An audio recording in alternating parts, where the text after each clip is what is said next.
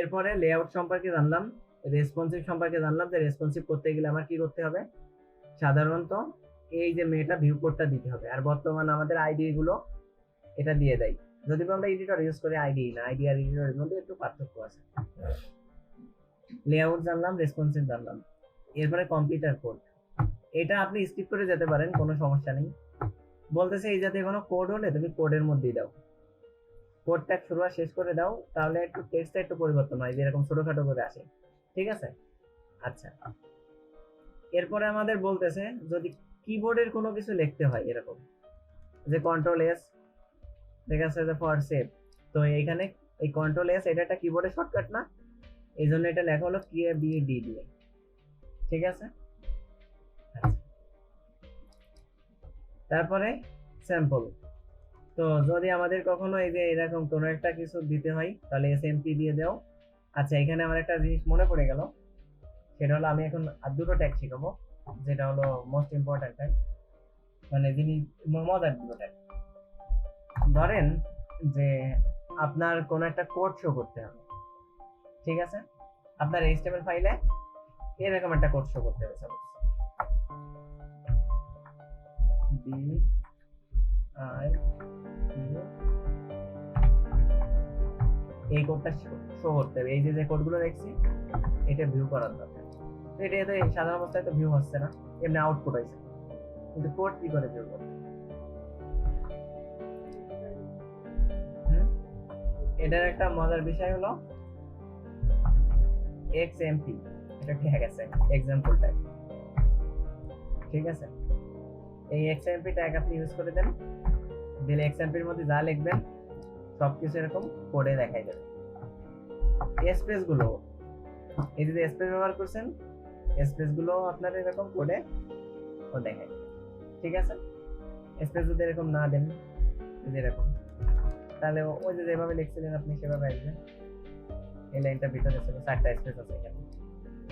ঠিক আছে, আপনি যেভাবেই লিখবেন ও ঠিক সেইভাবেই এক্সাম্পলটা। ক্লিয়ার? আচ্ছা, অ্যালার্টে বারবার অ্যালার্ট নেওয়ার জন্য ভালো লাগতেছে না, এটারে অ্যালার্ট করে দেবেন, কমেন্টস করে। ঠিক আছে, এবার আরেকটা বিষয়, ধরেন যে নোকিয়া ফোনে আগে মেসেজ টাইপ করতাম না আমরা এরকম এইভাবে, তারপরে এখানে এসে মনে করেন যে এইভাবে, মানে মানুষ টানুষ তো তখন আর পাওয়া যেত না, দুটো পর্যায়ে পাওয়া যেত। সেটা একটা হলো ওই যে ইমেজ ড্র করা যেত, 5টা এসএমএস কাটতে একটা ইমেজ সেন্ড করলে মানুষরা, ঠিক আছে, ওই যে আঁকতে হতো, একই সেটা সেন্ড করা যেত। তো ধরেন যে এই যে এরকম কিছু আমি দিলাম, ঠিক আছে,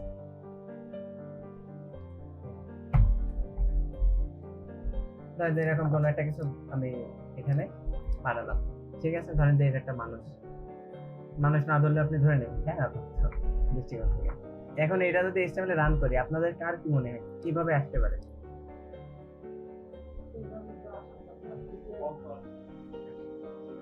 একসাথে আসবে না, আর ইন্টারের জায়গায় একটা করে স্পেস আসবে, এই যে রাখুন,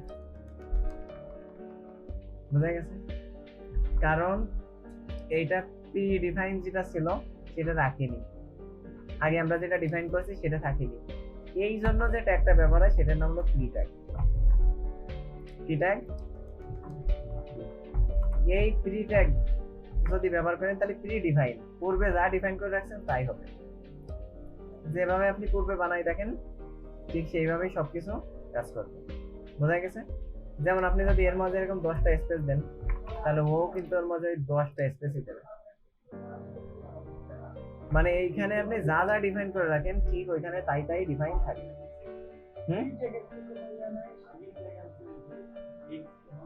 এক্সএমপি, হ্যাঁ, এক্সাম্পলটাকে ওই সেম কাজই করে, কিন্তু প্রিটাকে কোড লিখলে কি কাজ করবে?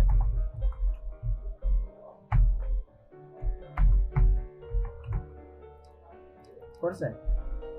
কোড কিন্তু আসেনি, দেখেন এই যে বোল্ড লিখে দিলাম, ওই কিন্তু এই যে বোল্ড করে দিলাম, বুঝা গেছে? সুতরাং এক্সএমপি এর সাথে এর মধ্যে পার্থক্য আছে। এক্সএমপি আপনি প্রিটা মানে প্রির কাজগুলো করে ফেলতে পারবেন এক্সএমপি দিয়ে, কিন্তু আপনি প্রি দিয়ে এক্সএমপির কাজ করতে পারবেন না। বোঝা গেছে? প্রি লিখলে যদি আপনি কখনো প্রি লেখেন তো তার ভিতরে আপনার মতো করে লিখতে পারেন। দেখা যাচ্ছে আমি এইভাবে নেম আমার নাম লিখে দিলাম, তারপরে দেখা যাচ্ছে যে এখন দেখলাম যে না এটা ভালো লাগতেছে না, একটা সরাই দিই। ঠিক আছে,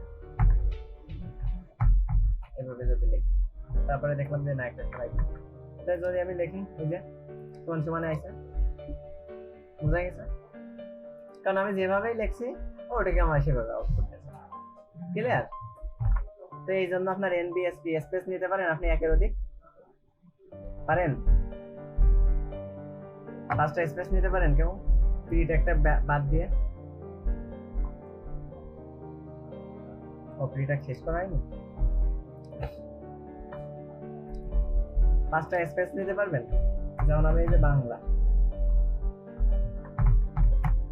আর একটা আছে যে দেশ, এর ভিতর 5টা স্পেস আছে, সেটা একটা নেবেন আর বাকি হবে।